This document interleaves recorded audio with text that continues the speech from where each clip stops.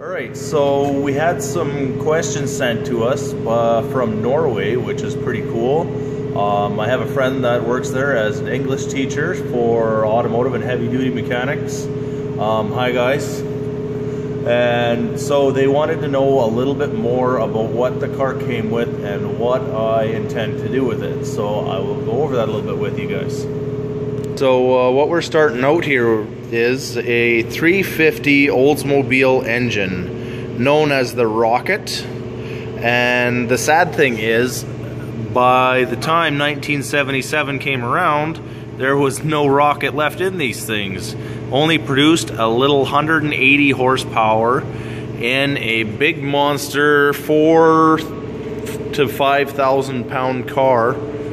Does not move it along very quickly at all. Trust me, my parents used to drive this thing every day. It was not quick.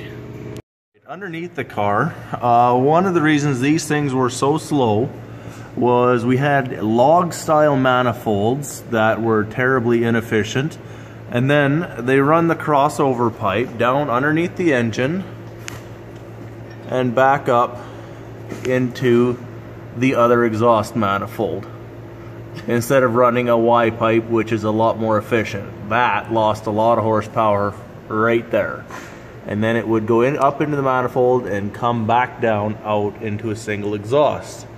It's a ridiculously inefficient exhaust system. Cut down on a lot of noise, mind you, but very inefficient. What we have here is a turbo 350 transmission, which has been leaking a little bit of oil, as you can tell, a little ATF coming out of it. Is a decent transmission to start drag racing with.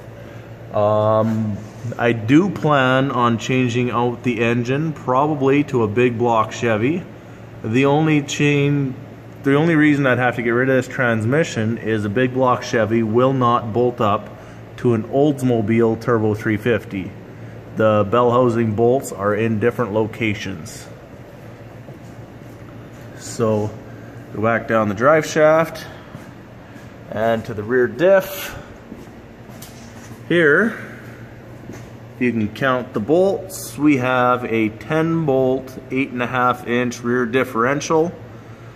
Is decent for a starter rear diff in this thing. It has terrible 2:1 gear ratio in it, which is not for drag racing. It'd be good for some top speed racing or something, but not on a quarter mile. So we'll have to do some gear changing in there. And it is an open differential, which means we get a one tire fire. Generally, this one will start burning due to how everything torques up and all that kind of stuff. So what we're gonna have to do is get ourselves a posi or a spool. Spool would be nice because that means both tires are locked together all the time, whereas a posi track, limited slip, track lock, all those are a clutched type traction differential inside that provides power when needed to both rear tires. A spool, like I said, solid locker inside it, one solid piece, provide both power to both tires all the time, no separating it, no nothing. Alright, as for work today that we're going to do, we're going to get rid of the mud flaps. We don't need those. We're going to go forward here. I have a little helper with a light so we can see. Thank you, Miss Callie Alyssa, my middle child. All four mud flaps going to go. We're going to get rid of a little more wiring that we don't need. We're going to get rid of this front fascia and front sway bar that I said last time we were going to get rid of, and I didn't make it around to that. And we will remove some other stuff. I'll let you know what I all got done in a little bit here. Alright, so tonight we didn't have a whole pile of time to work with, but we did get that front valence off of here. We did get the factory sway bar gone and disappeared, so we can the front can move up easier for more traction. There was the brace in here and everything for the hood latch and stuff. We deleted that, so less weight. Alright, let's go up top for a second. Alright, so we've deleted the front bumperettes. We only went halfway down here so I could show you some stuff. The front rubber strip along the bumper I got rid of. All the small lights, turn signals, and marker lights, stuff like that, I have gotten rid of. I've left the headlights in for now, just for aesthetic looks. The wiring and all the small bulbs are gone.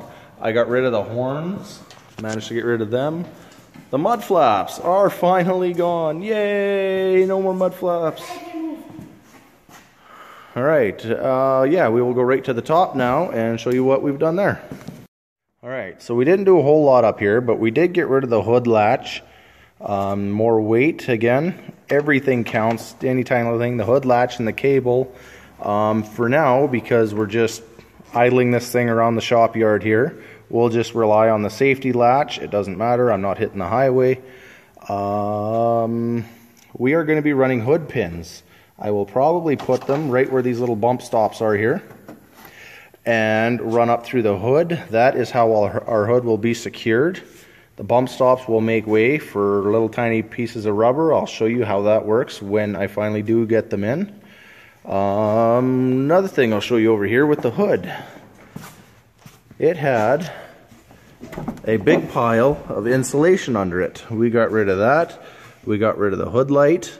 Anything to cut weight, we get rid of it. I believe we have to keep all this bracing under the hood, otherwise I would get rid of it too. I will have to check on the rules for that and let you know. Alright, so we've got some stuff done again today.